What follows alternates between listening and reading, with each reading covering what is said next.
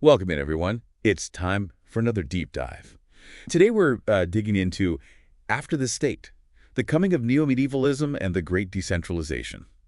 You've sent us some excerpts, and wow, it's a lot to unpack: history, predictions, some really big ideas about where society might be going. It's definitely dense, but hey, that's what we're here for. Break it down and see what it all means for, the average person. Exactly. So right off the bat, the thing that jumped out at me was how this article says, forget those simple narratives.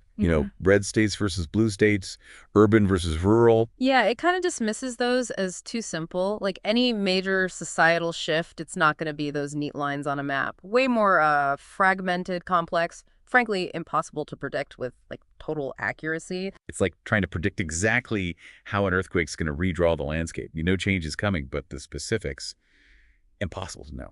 That's a good way to put it. And that ties into the author's main argument, which is that history cycles between these periods of centralization and then decentralization. And understanding those cycles, that's key to figuring out where we might be headed. Okay, so let's break down this whole centralization versus decentralization thing. Yeah. Because it feels like the author is using that as a framework for not just understanding the past, but like predicting the future. Exactly. They're saying, look at history. You see these patterns. Centralization, that's when power kind of clumps together, consolidates.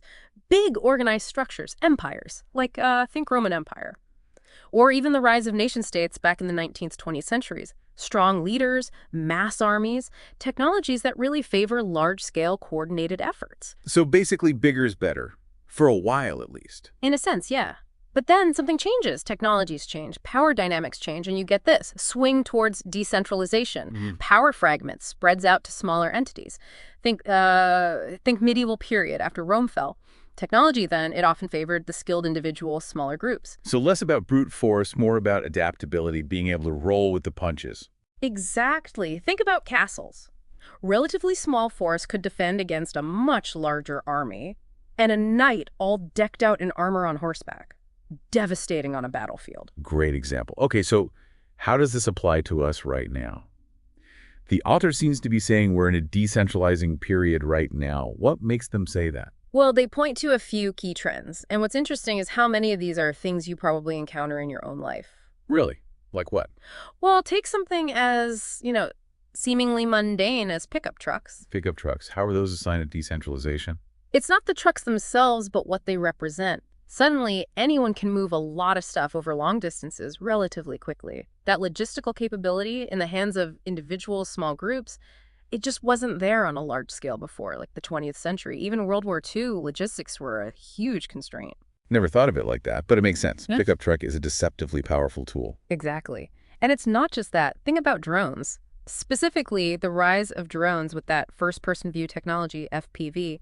Relatively cheap, easy to use, and they're being used everywhere. Ukraine, obviously. But also, sadly, by criminal organizations. So the argument is technology, even simple tech, is putting more power in the hands of smaller and smaller groups. Precisely. And it's not just the tools themselves, it's the tactics they enable. The author talks about those tunnel networks Ukrainian defenders built in Mariupol. Low tech, but those tunnels let them hold out against a much larger, better equipped Russian force. Way longer than anyone expected. It's like that old saying, quantity has a quality all its own. But in this case, tech is amplifying that. Small, dedicated groups can punch way above their weight now. That's a key takeaway here. But the author doesn't stop there. They're arguing this whole decentralization thing. It's happening at the same time that traditional centralized power structures, especially in the US, are showing signs of decay. Okay, that's a pretty unsettling thought. What evidence do they give for this whole decline idea? A few areas. First, they argue the U.S. military, despite this massive budget, is struggling with a loss of experience, readiness, pointing to reports of lower recruitment, retention rates, and concerns about this focus on, social engineering within the ranks. And they bring up that incident with the USS Bonhoeffer, that ship that caught fire in port and burned for days, like as an example of this decline. Right. Happened during the 2020 riots, and it raised questions about, the Navy's ability to handle even a relatively minor crisis, and by extension, the readiness, the capability of the whole U.S. military. Yeah, it does make you wonder, are they as prepared as we think or hope? especially with the other point the author makes about the U.S. military struggling with budget overruns, over-reliance on these increasingly complex, super expensive weapons systems. And that leads to another unsettling point, authors' argument about declining industrial capacity in the U.S. They point out that even with Ukraine, relatively small conflict by historical standards, the U.S. has struggled to keep up with demand for weapons ammunition. Chilling thought, right? This idea that the industrial might we've relied on for so long might not be there when we need it most. And that ties back into this bigger point about decentralization. If the U.S., the current global superpower, is facing these challenges, what does that mean for the future of, global power dynamics? That's a question that takes us right to the heart of this neo-medievalism idea, which I think we need to unpack that after a quick break. You know, it's funny how that idea of a declining U.S., at least in terms of industry and military, kind of ties right back to this whole concept of neo-medievalism. And that's what I wanted to dig into next. It's a loaded term, right? Neo-medievalism. What's the author actually getting at here? Makes me think like knights and castles, feudalism, all that. Yeah, those are the common associations, and the author definitely leans into them. But to really get it, it helps to understand a bit about the actual medieval period, which, by the way, was way more nuanced than most people realize. They use that example of the Holy Roman Empire, which always seemed like a bit of a contradiction, Not so holy, not so Roman, not much of an empire a lot of the time. Exactly. The author points out how the Holy Roman Empire, which lasted for centuries, was actually this crazy fragmented thing, not a unified nation-state in the way we think of them now.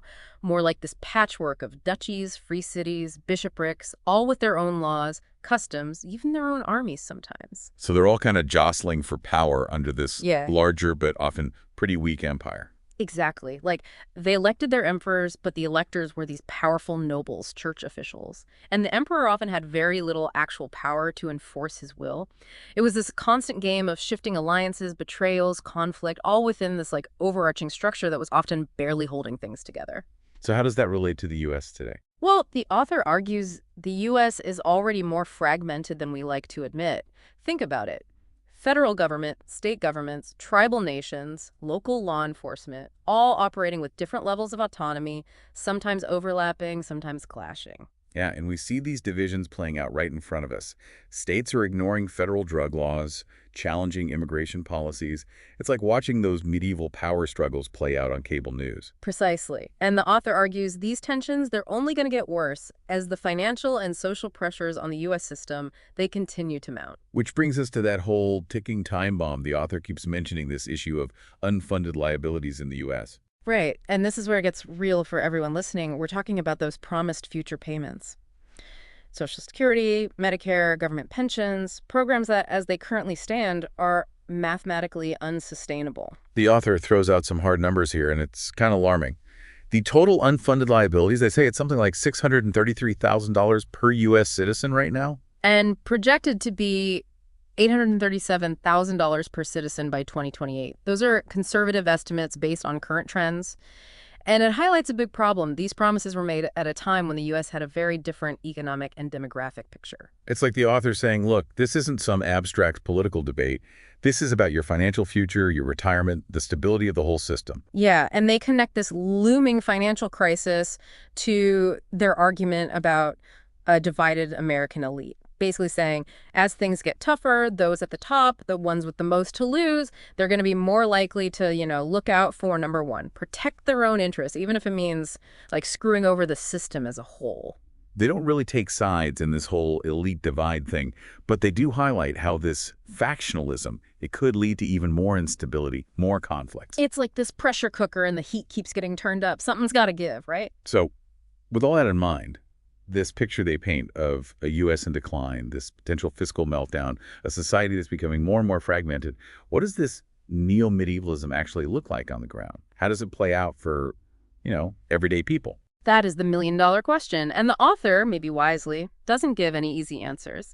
But they do suggest that as these traditional power structures weaken, we might see a resurgence of, localism, individuals and communities having to take on more responsibility for their own security, governance, even justice in some cases. That's a fascinating idea. Kind of unsettling too, right? It's like we're being asked to rethink our whole relationship with power, with authority, with those institutions we've come to depend on, for better or for worse. Really makes you think, what happens when those structures we just take for granted, the courts, police, even just like social safety nets, what if they become less reliable, less able to provide that, security and stability we're used to?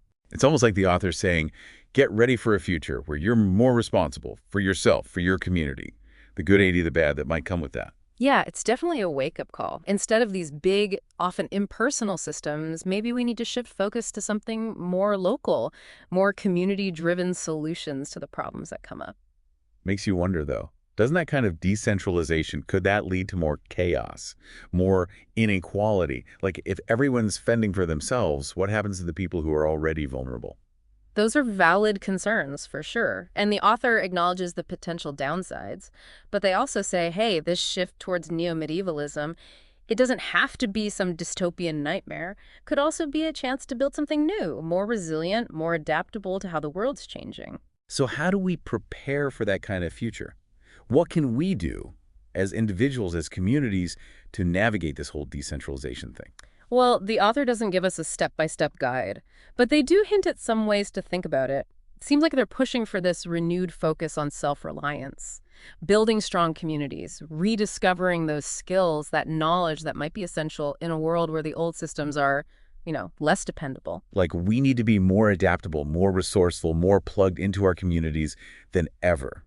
Not just prepping for some disaster, but for a future where we might have to rely on ourselves and each other more than we're used to. Exactly. And I think that's one of the most important things to take away from all this idea that we're not just along for the ride, we're not just passive. We have agency. We can make choices now that shape our future, both individually and as a society. It's a call to action, even if we don't have all the answers, or even know the exact path. So as we wrap up our deep dive on After the State, I think the biggest question we can leave our listeners with is this. How are you preparing for a world where the old rules might not apply anymore? What are you doing, big or small, to be more resilient, both in your own life and in your community? What does your metaphorical castle look like, right? It's a question worth thinking about, that's for sure. And remember, even with all this uncertainty, even as things feel like they're shifting under our feet, there's always that opportunity to create, to adapt, to build a better future, whatever that looks like. Great note to end on. Thanks so much for joining me on this deep dive. It's been a wild ride through history, technology, all potential paths ahead of us. Anytime. Glad to be here. And to our listeners, thank you for joining us on the deep dive. We'll be back next week with another fascinating topic. Until then, keep questioning, keep exploring, and keep building those metaphorical castles.